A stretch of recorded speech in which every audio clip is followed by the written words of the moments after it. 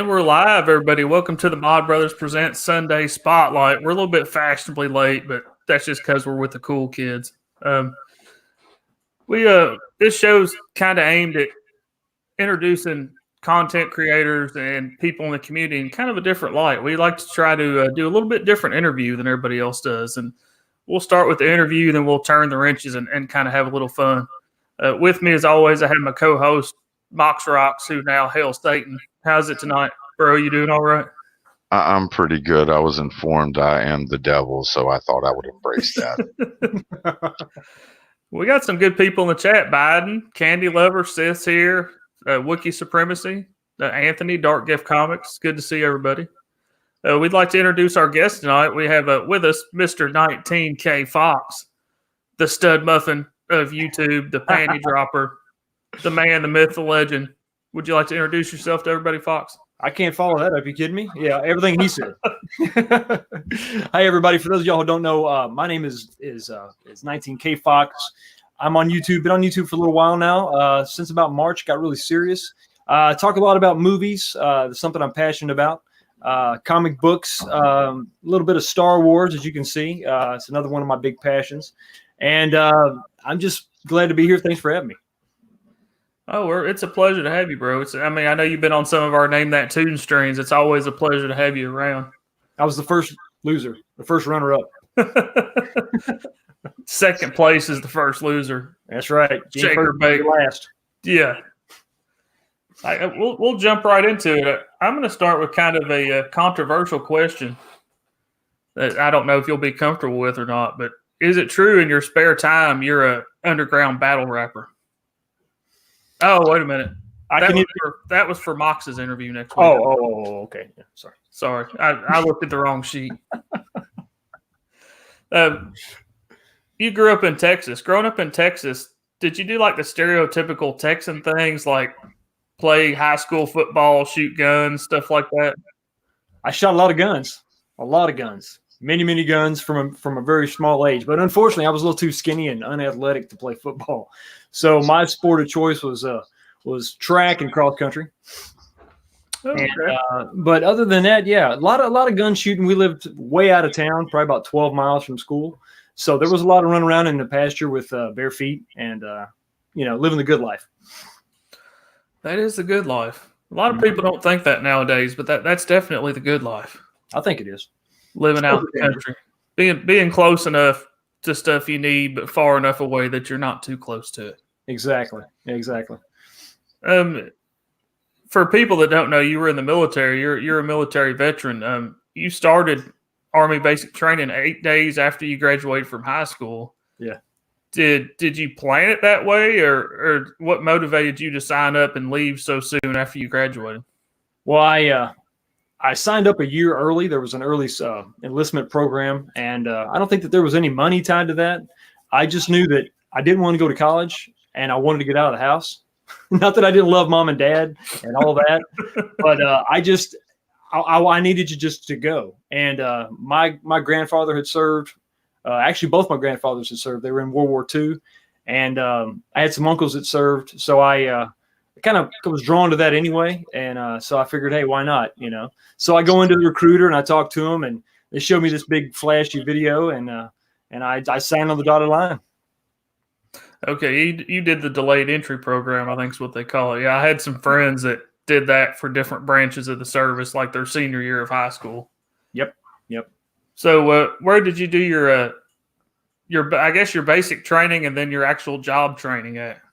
Well, for my particular MOS, it was actually one and the same. It was called OSA. It was one-stop unit training. So my basic training and my AIT was actually combined.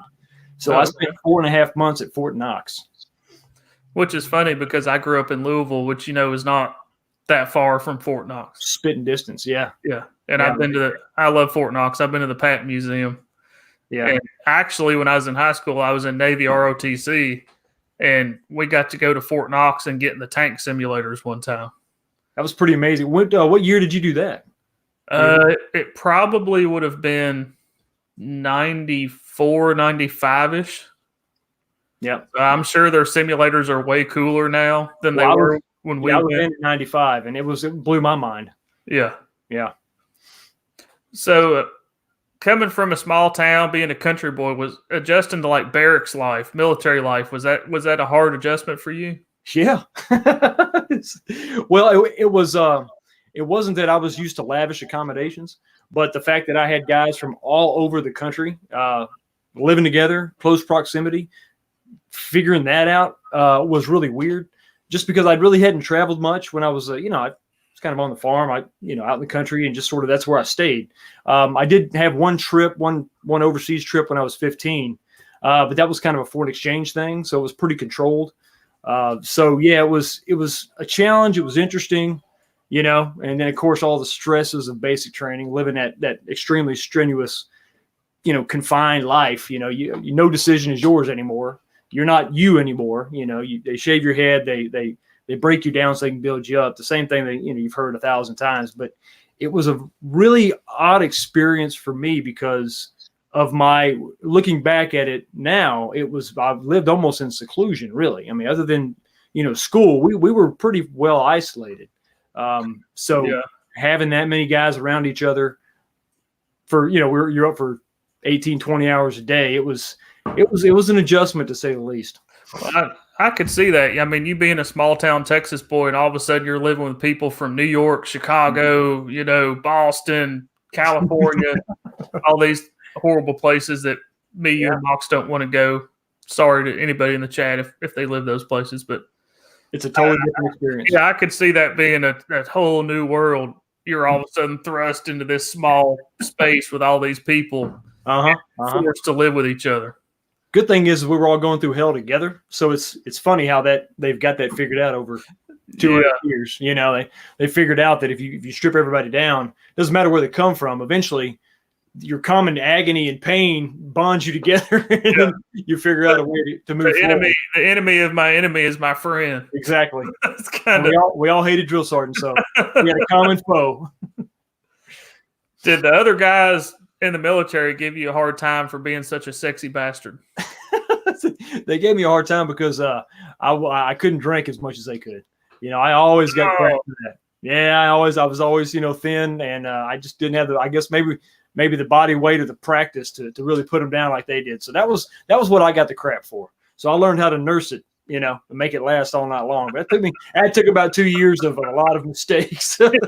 You're like, no, guys, for real, I've already had like 12 beers. I mean, I'm just like, I need another one. Hit me again. Yeah, I've had 10 shots and 12 beers. Where y'all been? Yeah, but that's the great thing about the barracks. You can just get destroyed and you're still on base, so you didn't get in trouble. It's when we ventured out, things got a little hairy. So a lot of people don't know your YouTube name, 19K Fox. Can you fill everybody into what that stands for? It kind of goes along with the military aspect of your life. Would you fill everybody in on where you got that name from? So Fox is actually in my last name. So that's kind of where that comes from, and it's been my nickname actually for a while. So my nephews still call me Uncle Fox because when they met me, I was dating their aunt, and everybody just called me Fox. But the 19K was my MOS. I've actually had this channel for probably 6 years, but I never really did anything with it till about March of this year. I really started making content. Before that, it was just, you signed up so you could chat with people and post something every now and then. Which, for people that don't know, MOS is basically your job title in the military, right? Or what the military classifies your job. Yeah, it was. The title was Armor Crewman, but 19K was sort of the numerical, code that was assigned to that job. So most of the time when they say, "Hey, what do you do? What's your job?" you would rattle off 19K or 13 Romeo or whatever. So, but yeah, so I was an Armor Crewman on the M1A1 main battle tank. Which is an awesome piece of machinery, which leads us into our next question. What was it like being a part of a tank crew on a beast of a machine like that? Well, when I talked about that shiny video before, that's what the shiny video was, right? So I go into the recruiter, and I didn't know what I'm a dumbass kid. I think I was 17 at the time, junior in high school. I don't know what I'm doing, whatever. So then, of course, I asked you all these questions, and I had a few that my recruiter told me to ask for, but I couldn't get those. They were full, so what else are you going to do? I don't know. They said, well, we got $6,000 for combat arms if you want to sign up now. I said, well, what's combat arms? They said, well, it's you can be infantry. I'm like, well, I don't want to do that. Let's field artillery. Well, I don't know. Well, what else? Well, there's Armor Crewman. And of course, they take out the laser disc. That's right, kids. Back then, they showed you movies on laser disc. Put the thing in there, and they show me just this M1A1 hauling ass, and it's jumping, and it's, you know, doing all this stuff and firing. And I was like, man, that's it. I want to do that. And then you get there, and then you find out that, yeah, that video they showed you, that they didn't show the part where the tank jumps the creek, and then they break all the torsion bars and kill the crew. So you didn't get to see all that. But being on the tank was pretty phenomenal. When you're in garrison, when you're back on base and you're going to the motor pool, it's really no big deal. It's when you would deploy and go out. We spent 6 months in Kuwait, and then we would do just training all over. That was amazing because you're living on basically this moving fortress. I mean, it's 72-ton full combat load, and it has, I don't know if most of y'all know this, but it actually has a turbine engine. So it's got a jet engine in it. Yeah, it has basically a jet engine. Exactly. And it's so to hear that thing spool up, it's like something out of a sci-fi movie. You know, you would sit there and you'd fire it up, and it wasn't just like cranking and turning over a motor. The turbines would spool, and then it would kick off and fire. And when you would drive, you sit down, and you're almost laying down in a way when you've got closed hatch, and you drive that thing like a motorcycle. So here's your throttle, and turning left and right. And my first job was a driver, and it was pretty awesome. I mean, that's probably the best job for sleeping, but the problem is when you're driving, you can't sleep. So but it was awesome. I mean, and I moved around. I did all the positions, driver, then loader, and then gunner. I did TC just for a little bit. Tank commander is what TC stands for. So that's who yells at the driver. He yells at the driver. He go left, go right. Do this, do that. Wake up, Fox. Turn left, turn right. You know, kick the gunner in the back of the head. You know, hit the loader over there. But that was it was pretty cool. That was pretty cool, especially when you're inside the tank. The driver is separate from everybody else. They're in the turret, which moves left and right, but the driver is always fixed, moving forward. He's in the hull. So when you're part of the 3-man crew inside, that's pretty intense. When you got your loader loading the rounds that are, you know, roughly a little less than 3 feet long into the main breech. I mean, you're sitting inside of a gun. And when that thing fires, that breech jumps back 1.5 feet. And that's solid steel. So it's pretty awesome. It's probably the best job I think you could have in the Army. So when that gun goes off, obviously you as the driver, if you're shooting on the move, did it almost feel like the tank like jumps back, you know, from the force of the gun?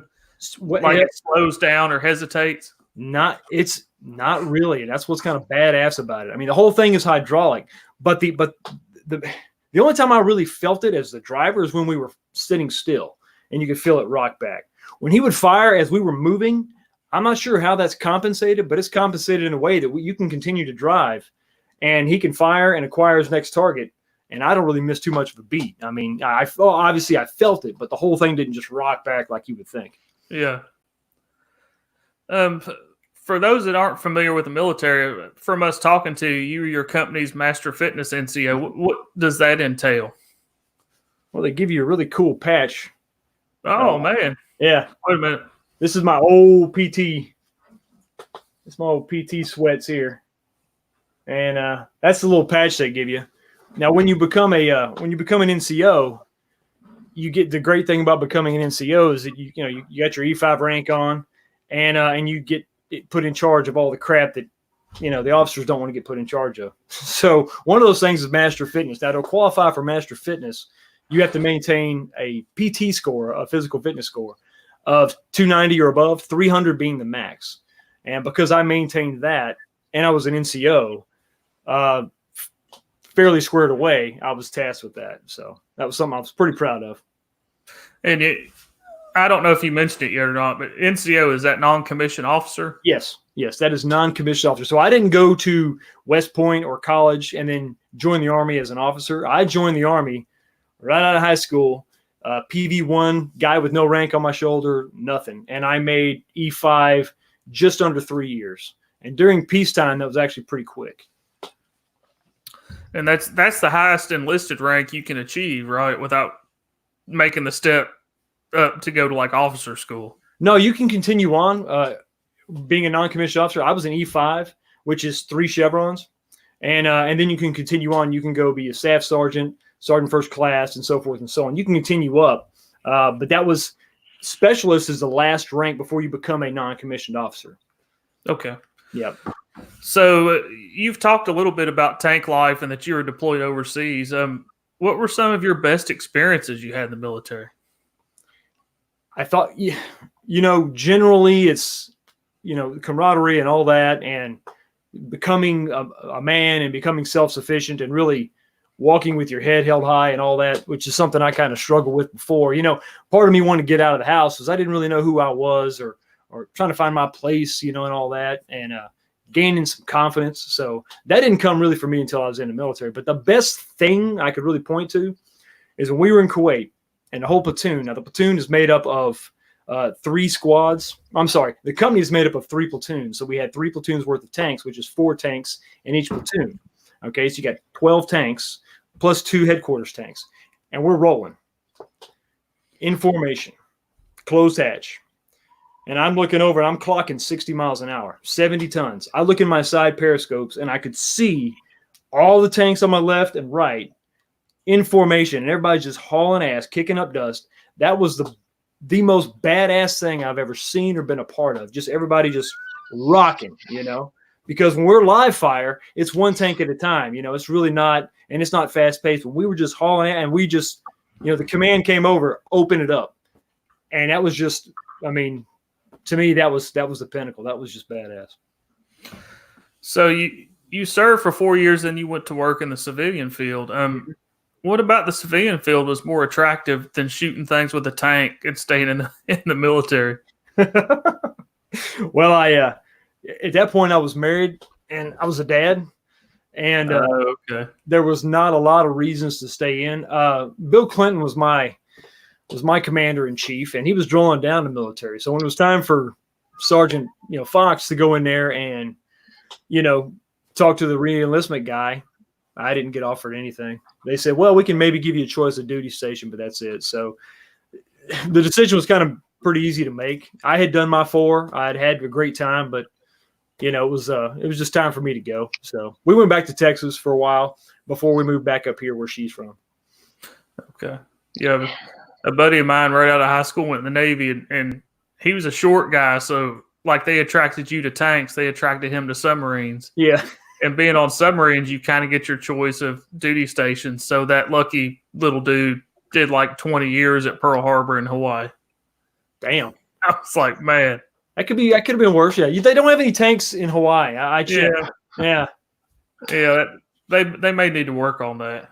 Get some tanks or something in Hawaii. But I'm going to bow out for a minute. I think my co-host here, my bro Mox, I think now he has some questions for you. Okay, cool. All right. How you doing, Fox? Good, brother. Good, brother. So what kind of work did you go into after the military? Well, when I got out, I didn't know what the hell I was going to do. It's kind of a theme, right? Didn't know what I want to do when I got out of high school. Didn't know what I want to do when I get out of the military. But I knew I had to have a job. So I went to work for Tyson Foods. And I just went in applying for a supervisor position. Well, they said, we don't really have anything, but we have this refrigeration job. Would you be willing to try it out? And so I did. Kind of just walked into it blind. And what I didn't understand is this is industrial refrigeration. So we're talking about anhydrous ammonia, 30,000 pounds of this stuff, pumping it all over a plant, negative 40-degree coolers. Negative 30-degree freezers all the way up to like coolers. Very complex system to try to maintain and operate and all that. So it was kind of just luck of the draw, I guess, because I've stuck with that even to this day. So.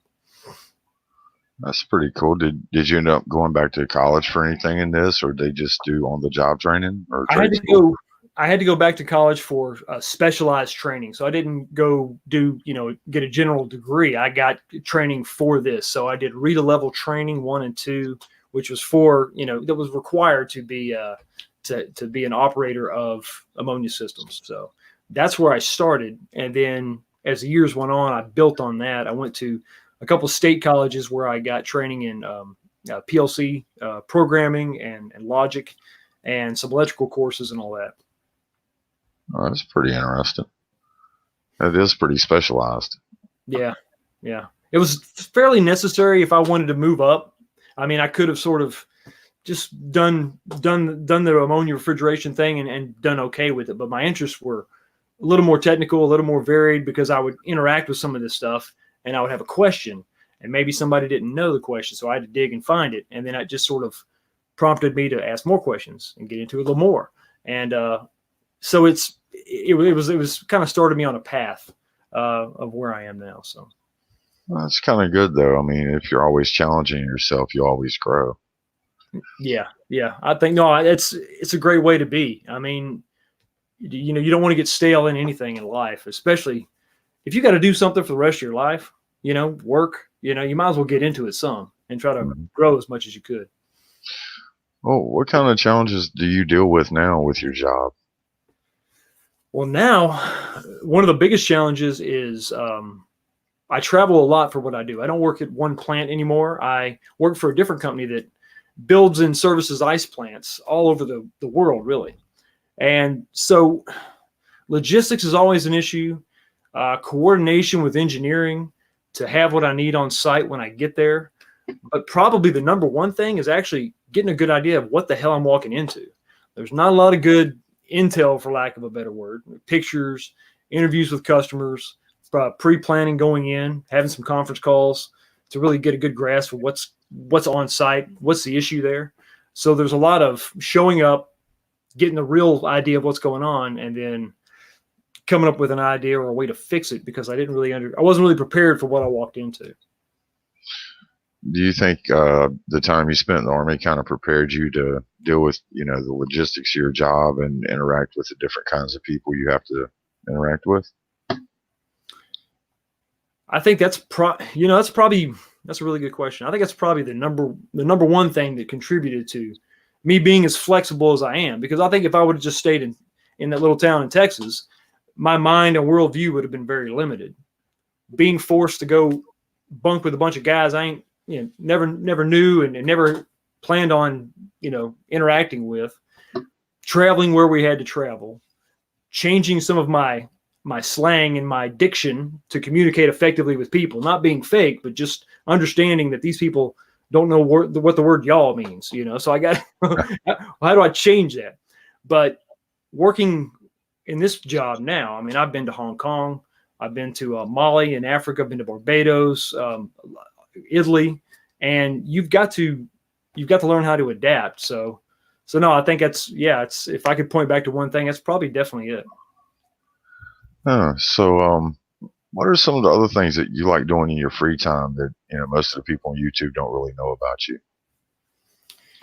Well, if you follow me on Instagram, I'm working on building a new office and all that. So I like that. But when I get the chance, I really like working on my truck and my buddy's trucks. And we like to do lift kits. So my buddy's got a lift he's got a shop with a lift, and we put lift kits on trucks. And I've done that for a while, and that's pretty cool, but it's pretty straightforward. The most recent thing we did was a 2017 Subaru Outback. We put a lift kit on that, which was pretty interesting. I never really thought about cars and lifting cars, but there's this whole off-road scene with Subarus because they're all-wheel drive, and you can really make these. You get a little lift on them, knobby tires, roof rack, and I think they're legit off-road vehicles. So that's something I really enjoy. Not to interrupt Mox, but my next vehicle is going to be a Subaru. I've already decided. Which one? I'm looking at the Impreza just because it's cheap, and it's mostly going to be a work car. Oh, okay. And you can still get it in a manual, but I'm trying to think the little SUV.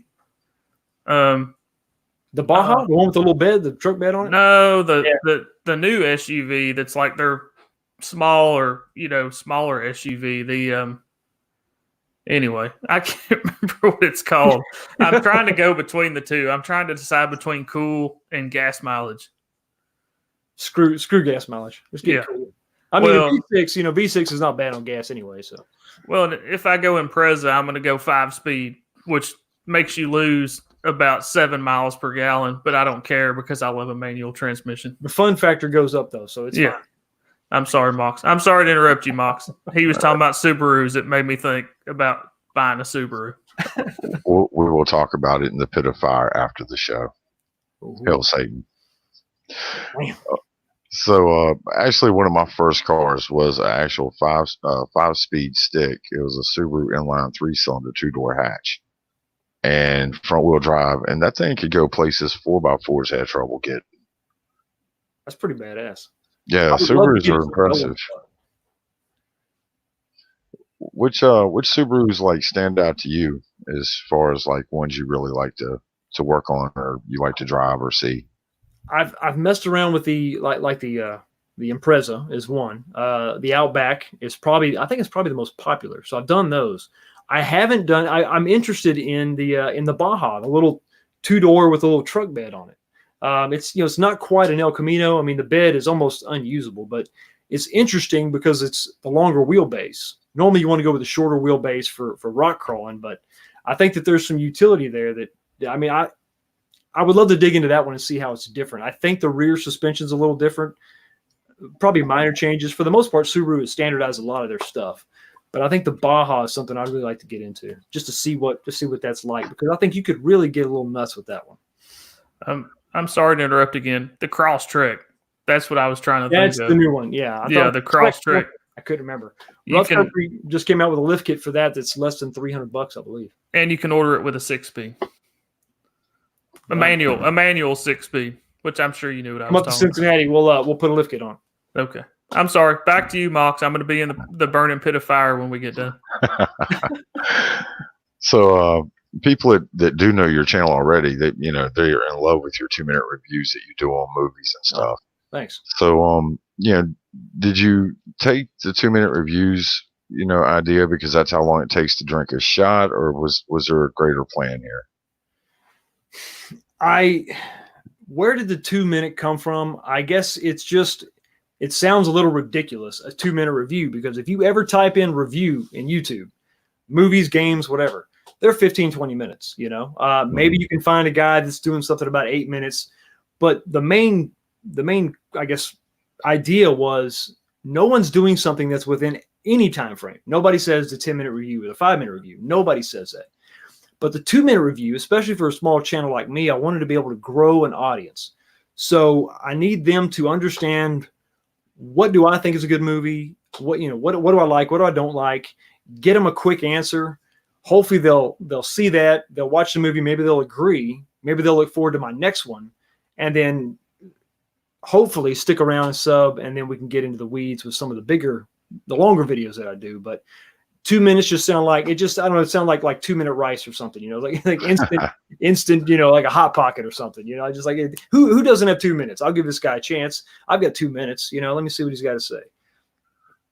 I like the format. I actually watch them and then I get mad because it's over and I'm like, no, I wanted more.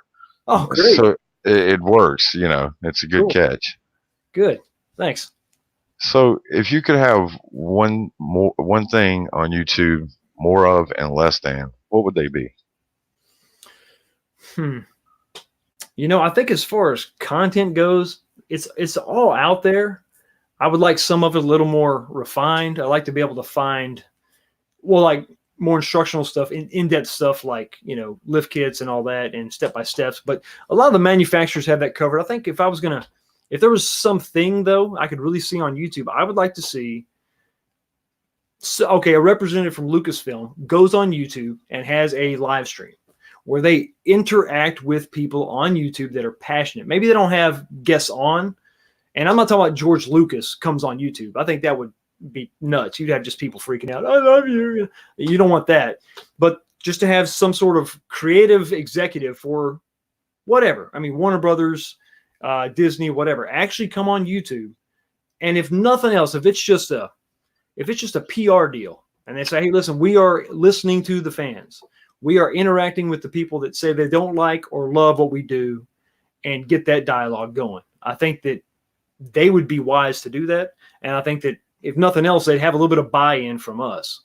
We would feel like our voices are heard.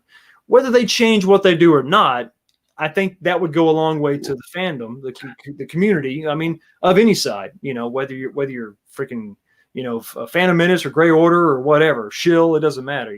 I think there's no reason why there's really no barrier between your customer. Just go on YouTube. Anybody has access to that. it's just a great way to interact. So I think if I could see some of that, that would be great for both parties. One thing less, I don't want to see this unpredictability from YouTube. We're constantly seeing these rule changes and things come out to where you don't really know. I mean, it's so unpredictable. You don't know exactly how to tailor your channel. I mean, if the guidelines are constantly changing and the goalpost is shifting, how am I going to be able to craft my channel in a way that's going to stay within your guidelines? People are constantly worried about not just losing subs, but getting shut down. And I mean, it's a really kick in the gut if you're trying to follow that line, and you step over it, not because you intentionally stepped over it, but they moved the line. So a little more stability in YouTube, maybe not so many changes, maybe let it ride for a while and minor changes and alert the community, and then let that change take effect for a while and get everybody comfortable with that, and then make another change. But some of these sweeping changes are a little bit nuts. I think I could see we have Twitter versus Google, where in the news we've talked about, I'm sorry, not Google, but Twitter versus Facebook, where Facebook is still allowing political ads on their platform. Twitter is not. I could see Facebook coming out with a YouTube alternative that says, listen, we will not put any restrictions on you within certain parameters, but the extremes will be cut out, but everything else will be just open. Just it's a field day, whatever you want to do. And if that comes up, and it's going to take a Facebook to compete with YouTube, nobody else is going to do it. BitChute ain't going to do it. But if Facebook does something where they say, hey, here's an alternative, we're not going to put all these restrictions on you, I think that'd be great for competition. I think it'd be great for content creators. Oh, the market is screaming for an alternative to YouTube. Yeah. Yep. I mean, perfect example. Google's like, oh, we're going to quit doing Hangouts. And StreamYard's like, oh, really? We just got thousands and thousands and thousands of instant users for our platform. Exactly. They jumped in and took over for Hangouts. I mean, like you said, it's going to take a big corporation to compete with YouTube. I agree. But the content creator community is begging and hungry for somewhere else to go. I think there are some alternatives out there that have been kind of proposed. I don't want to really get into them on air, but there are some ways that the people could actually build a network without a Google or anything, and could actually have a freedom-friendly network. But it would take people that are motivated and willing to put in work and time and dedication, and that's a lot to ask of people sometimes. Yeah, that's true. Yeah. What surprised you the most about YouTube communities you didn't know before you started coming on here? I guess not so much clicks, but the communities within YouTube. I was, for the most part, I was welcomed into the community. I mean, once I kind of focused my content, I had a lot of support. A lot of people coming in, a lot of people, chiming in, watching every video, offering suggestions, offering, hey, listen, come on my live stream, come talk to us, and just once I kind of got my tech in order to where it was decent, man, I was hopping on live streams, and it was always a real welcoming experience. It wasn't a lot of hate. I know that does exist. I've gotten a little bit, just some nasty comments, but nothing major, nothing like some of these people have to deal with. But I was surprised at that. I sort of thought it was like the Wild Wild West kind of. I mean, some people knew some people, but for the most part, it was just kind of you rocking against the world there. So that was kind of unique, and it was a nice surprise. I think Han might have a few more questions for you before we move on, so I'll let him have the floor. Cool. I will say I agree with you. The small, I mean, everybody looks at the huge channels. Mm-hmm. Oh, they got 5 million subscribers. But to me, really, the heart of YouTube right now is the small content creators and how they help each other out. And like you said, I'm a super small channel, and everybody welcomed me in with open arms. Like, oh, hey, man, we'll help you out. We'll come on your show. Well, like, you're on my show tonight. You've been on our game show. I have 56 subscribers. So to me, that's the heart of YouTube right now is the small content creators. But kind of leads me into my question. Do you think the time has passed that YouTube can be your job? you know, how you had the channels that kind of got in early and now they have millions of subs and they're basically that's what their job is being a YouTuber. Do you think you could still break into that? I don't know. I think once you hit the ceiling, I think it's dropped down significantly. I think it's about, because the market's so saturated with ideas and content, I think your ceiling for the most part is maybe 500,000. Not my personal ceiling, but I think that, you know, big channels are only going to get that big. But I think, can this be your job? I think all the original guys made their good money, but I think Google has structured it now to where I don't think they have any interest in having anybody get rich on YouTube. That's money they're leaving on the table. So I don't think that they're going to allow it to be that way. Yeah. So maybe if you're okay with a modest living, I don't think anybody's going to be getting rich on YouTube anymore. Yeah, I've noticed. I hate to say smaller because we talked about our channels being smaller, but in the big game of YouTube, a lot of the channels I watch in my free time for entertainment that are maybe 40, 50, 60,000 subs, they've went to a lot of sponsored videos because obviously YouTube isn't paying the bills. So they're being sponsored by all these other, you know, NordVPN, all these other companies, you know, are sponsoring videos now. So it's like they're looking for a backup because YouTube isn't paying like it used to. It looks like it's about, I think, about a guy that's got like 45,000 subs will have, he'll have an ad in the beginning, an ad in the middle, and an ad in the end. I mean, you're right. They're stacking those ads. So just so everyone knows, tonight's presentation is brought to you by Patriot Supply. Buy yours in the cards below. Thank you. Tonight's stream is brought to you by the U.S. Army. If you're 17 and want to do something fun, tanks are cool. Tanks are cool. Blow stuff up. So getting a little bit more back on topic, a little bit more serious note. What long shot have you taken in your life that really paid off? Asking that girl to marry me. I could see that. I did the same thing. Yeah, and the fact that we're still together 22 years later. But the long shot was probably for me a long shot that paid off. Yeah, probably taking this job. It wasn't very structured. It was kind of I had a fairly simple, straightforward job. I worked for a different company. Swans was a company that I worked for up here, and it was sort of the same thing. And I was supervising a department, and it was pretty ho hum and average. And this job popped up, and it was really unique. It was different. It was all the travel and everything I talked about before. And you know, I took it, and it was almost a lateral move. It wasn't much more money initially, but it's turned out to be a pretty good investment. Now 12 years later, I'm making pretty good money, and my schedule is pretty flexible. So it's so that's probably, you know, once you get the responsibility of marriage and kids, you don't get a lot of opportunities to take some long shots, you know. Selfishly anyway. But that was probably a pretty big one, you know. It's funny you say that because I've been married 22 years. It's kind of funny. That's awesome. So we're marriage bros. Exactly. So what's the highest pressure situation you've experienced, and how did you handle it? What was the highest pressure experience? Well, when I was deployed, some of the situations I was in, I won't get into the specifics. And I handled it, I guess, as good as one my age could have handled it. I wouldn't, you know, sing my praises, but the way that I did, the way I handled it was, you know, for me, I didn't think I would have handled it as well as I did. You never know what you're going to do when you're in that position until you're in that position.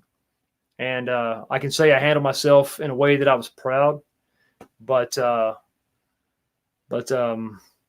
yeah, I can't get into too much more detail than that. But it was when I was deployed, and it was something's going to stick with me forever. So.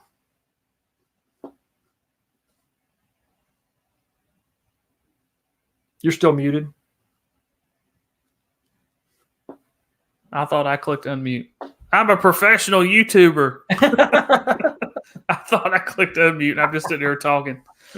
So basically it was like some Chuck Norris behind enemy lines stuff, and you're still forbidden by the government to talk about it. I wish it was more cool than that, but it's no, it's just some other stuff. Okay. It's just not, it's just sort of little private. Yeah. Can be a little embarrassing. I think if I was to sort of quantify it, it was, I never thought I would be in this position, and I never thought this would happen to me. And I didn't handle it the best way, but I think I did a pretty good job with it for that point that I was in my life. Looking back on it now, I would have probably handled it better. But, I came out alive, so we're good to go. So who is someone or some people you've met only once, but they left a big impression on you?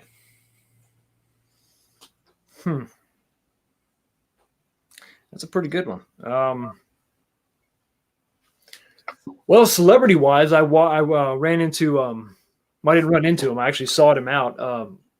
Paul Tuttle Sr. from American Choppers. I did a job in that hometown, one of the ice plants there, and I swung by there when they had just built that big motorcycle shop. And yeah, I was just in the big gift shop area looking at all the motorcycles, and he comes out to meet somebody else, and then of course he caught everybody's eye, and he kind of so he started motioning people over to take pictures with him, and there was probably 20 people there. And he just out of the blue. So we would all just go and take pictures with him. And he seemed a genuine guy for the short period of time I interacted with him. He made sure everybody was good. Everybody had a picture. I had been around other celebrities, and it was just not that feeling at all. So that was kind of cool. Pretty proud I still got that picture. But people that I met once, that's a tough one, man. That's a tough one. I guess that's my one example. There's no right or wrong. That's a good example. And he had the awesome Fu Manchu mustache or the mutton chops, whatever you want to call him. And he's as big as you think he is. He's to be as old as he is, he's buff. Oh yeah, he's still to be as old as he is. He's probably in his 60s or 70s now. He's got to be in his 70s at least, yeah. I think Junior's my age. I think Junior's like 40, early 40s. Yeah, so. we won't talk about Junior. That's for another stream. That's different. That's like adult rated. So you're a big fan. So, what signs do you think make some? Let me rephrase that.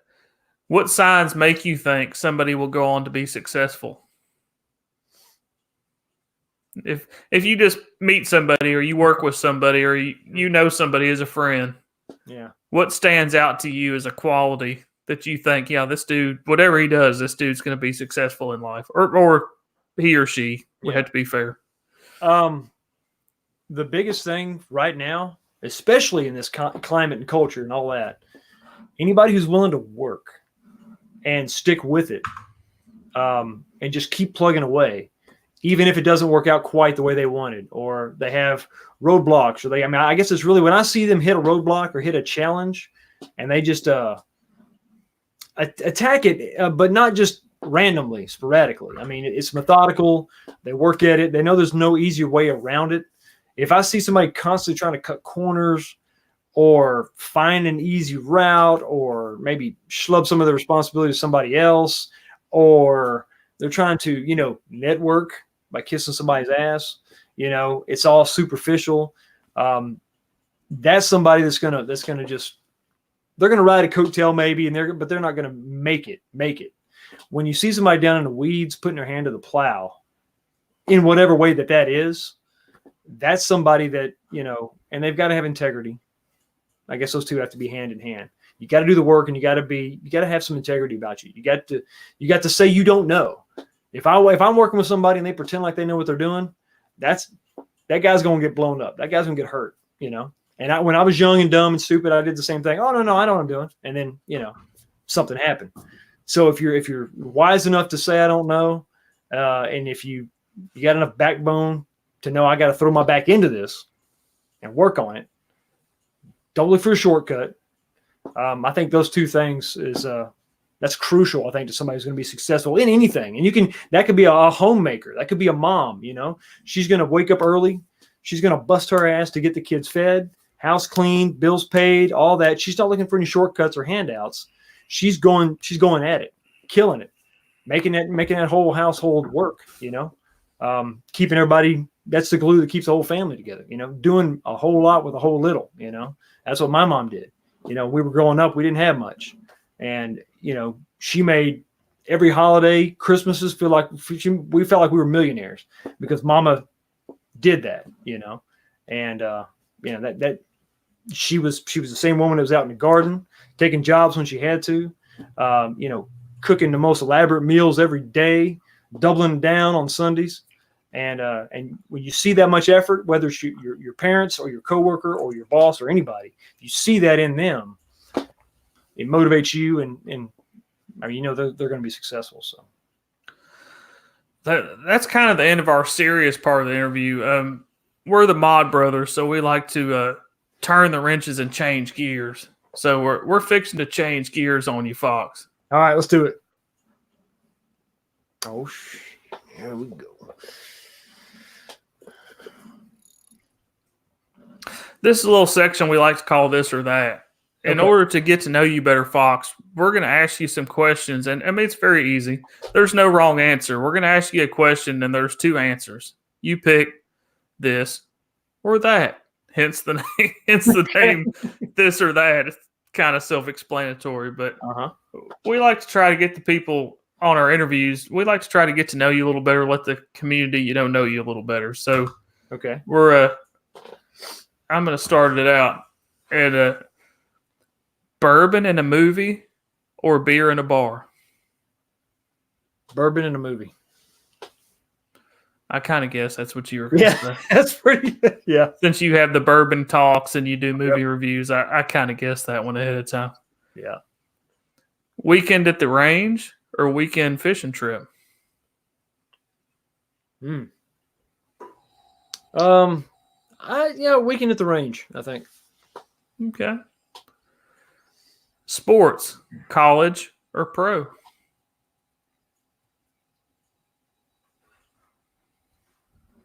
Pro. Okay. Fishing on a lake or fishing in the ocean? On the ocean. Fishing on a lake. Okay. Yeah. I agree with you on that. Yeah. Fast cars or fast women? Damn. I didn't say they weren't going to be tricky. That's now they're getting hard. Well, I guess fast cars for right now. Yeah, your wife may be watching. She may be standing next to you, and we really don't want to see you get smacked on a live stream. They'll just go black. Firing up a cigar or firing off a tank? If I had the opportunity, it'd be a tank all day long. Okay, I think my bro Mox now has some questions for you. All right. Trucks or cars? Trucks. Work out or work in? Work in. Fishing reels, open face or closed? Closed. Old school or new school? Old school. PC or a Mac? PC. Game show or talk show? Game show. Good answer. Back to you, Han. You're still muted. Yeah, I should. I'm such a pro. I should probably unmute myself again. I've showed tonight how much a pro YouTuber I am. I should have 20,000 subs, considering I can't unmute my microphone. But now we're going to turn the wrenches again, Fox. Okay. And you thought this or that was hard. We're about to go a section of the game we like to call Das Boot. Okay.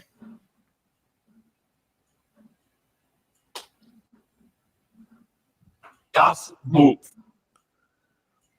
So the premise behind Das Boot is it's kind of like this or that. But the ramification is if you get it wrong, we boot you off the stream. You get booted to the back room. There's no cookies. There's no blankets. It's cold. It's dark. There's not even a candle back there. I don't want to go back there. Well, then you better try your best. All right. At Das Boot. I will avoid Das Boot at all costs. Omelets or over easy? Omelets. Okay. Army or Navy? Army. Take a boat or fly? Fly. All right, Fox. Baked potatoes or baked salmon? Baked potatoes. Bass boat or pontoon? Damn it.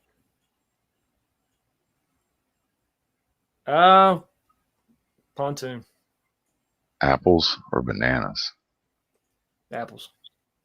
Wow, Fox, you made it all the way through, man. Yeah.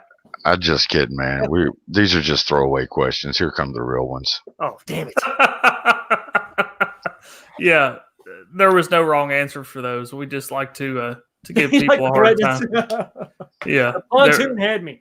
Pontoon boat had me. I'm like, man, I don't know. So now we're going serious. All right. So really put your thinking cap on and really think about your answer. All right. Rich friend or a loyal friend? Loyal friend. Okay.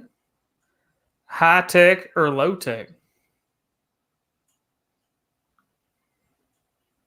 Low tech. Okay. Music or podcast?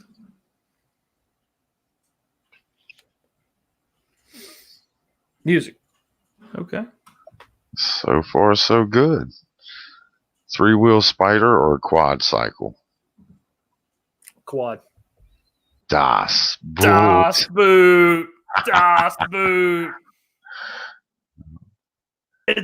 Oh, you got so close. So close. You got so close, man. Well, You got really close. how many did I have left? 2 more. Yeah, just 2 more. That's all right. You're like the second. What was it, Mary? Was it Mary that got all the way to the last question? Yep. So you're the second best at Das Boot. Hey, as long as it wasn't Mandy, I can't be second best to her at everything. Yeah, she didn't make it as far as you did. Mary's the only one that's made it like all the way to the last question, and then she got booted. She almost didn't get booted. Well, that's okay. I don't mind losing her. I'll take the L. Well, that's the end of our show, everybody. We've enjoyed you tuning in. We've enjoyed everybody being in the chat. Mox and I have enjoyed you being here, and we're going to let our guest tonight, who hopefully you've learned some new things about, some new insights about Mr. 19K Fox. Go on again, Fox, and tell everybody about your channel and where they can find you at. First of all, thanks both y'all for having me. I'm going to rethink the whole quad now. It's a 3-wheel spider. Is that what it was? Is that the new Polaris? I don't know. Anyway, yes, I am 19K Fox on YouTube. You can find me over on Twitter at 19K Fox 1. I love jumping on live streams. I love talking about movies, the creative process. I do my 2-minute reviews. Please check those out every Friday. I'm doing the Bourbon Talks where it's like a midweek show on Wednesdays at 10 o'clock where I just kind of wrap up some of the movie news. I try to find nuggets out there that nobody else is talking about. And I do all this over a drink. It's a glass of bourbon, and whenever the drink is done, then the show is done. There you go. And and then Saturday nights I do a stream from time to time called Saturday Night Fever. I get a couple guests on and we just kind of goof around. It's not real serious. I don't try to be real negative on that one either. It's kind of just a fun wrap up for the week. So, but once again, Hans Star and Mox, thanks so much for having me. I appreciate you. Oh, you've been a great guest. And if you haven't checked his channel out, especially the 2-minute movie reviews, they're awesome. They take 2 minutes. I about said a minute. They take 2 minutes out of your day. He gets straight to the point. No spoilers. Should you pay your money to go see this, or should you watch it on bootleg? I'll say bootleg because you don't say bootleg. But I mean, you get straight to the point. That's what I love about it, man. Is you get straight to the point, and you're like, the movie's good. The movie's BS for these reasons. Yeah. I try to be fair, and try to list out at least 3 or 4 legit reasons why I say what I say, and I'll give it a pass. I'll say rent it, or I'll say don't even bother renting the damn thing. Like the last movie I just reviewed. What was that, Midway? Midway, yeah. Oh. Yeah, and see that I'm a military movie and kind of person. We talked a little bit before the show, and that would be one of the movies I would be like, oh man, this is awesome. I want to go see this. And then you talked about it, and I was like, no, it's horrible. Yeah, but like I say, take my advice or not. Listen to what I got to say, and then find out for yourself if there's a movie out there that y'all want to watch. Check it out for yourself. But hopefully you'll see that maybe my reasons are, good enough to help you make that decision. We appreciate you being with us, Fox. I mean, you've been on our game show. We've crossed paths with each other several times. You're always a pleasure to be around. You're such a positive dude.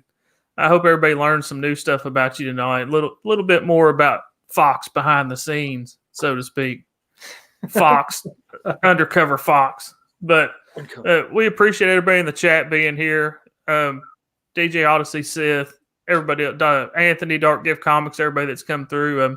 You have anything else for us tonight, Mox? No, I think that's about it.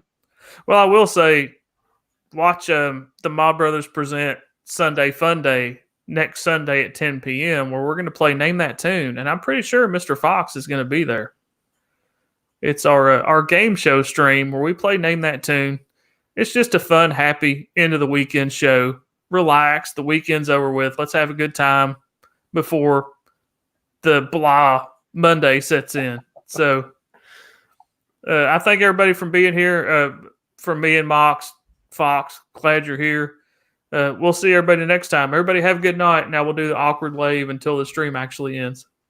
Night, y'all. Come back now, you hear?